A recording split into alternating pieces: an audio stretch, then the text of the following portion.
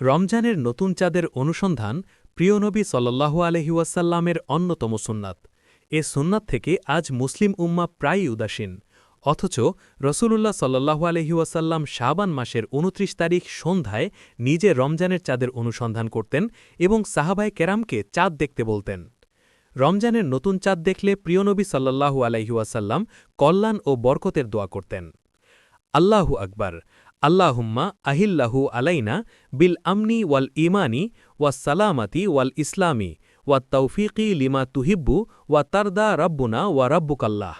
অর্থ, আল্লাহ মহান, হে আল্লাহ, এ নতুন চাঁদকে আমাদের নিরাপত্তা, ঈমান, শান্তি ও ইসলামের সঙ্গে উদয় কর, আর তুমি যা ভালোবাসো এবং যাতে তুমি সন্তুষ্ট হও সেটাই আমাদের তাওফিক দাও। আল্লাহ তোমাদের এবং আমাদের প্রতিপালক। তিরমিজি, মিশকাত। ২৯ শাবান রাতে রমজানের নতুন চাঁদ দেখার সঙ্গে সঙ্গেই মুমিন মুসলমান প্রিয়নবী সাল্লাল্লাহু আলাইহি ওয়াসাল্লামের সুন্নাতের অনুসরণ ও অনুকরণে এ দোয়া পড়বেন। হজরত আয়েশা রাদিয়াল্লাহু আনহা বর্ণনা করেন, রাসূলুল্লাহ সাল্লাল্লাহু আলাইহি ওয়াসাল্লাম শাবান মাসের চাঁদের হিসাব যেভাবে রাখতেন, অন্য কোনো মাসের হিসাব সেভাবে রাখতেন না। পরে চাঁদ দেখে রোজা রাখতেন। মুসনাদে আহমদ।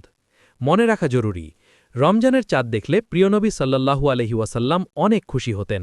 তিনি উচ্ছ্বাস প্রকাশ করতেন, রমজানের চাঁদকে অভিনন্দন জানাতেন, আল্লাহর প্রশংসা করতেন, নেক আমল করার তাওফিক কামনা করতেন।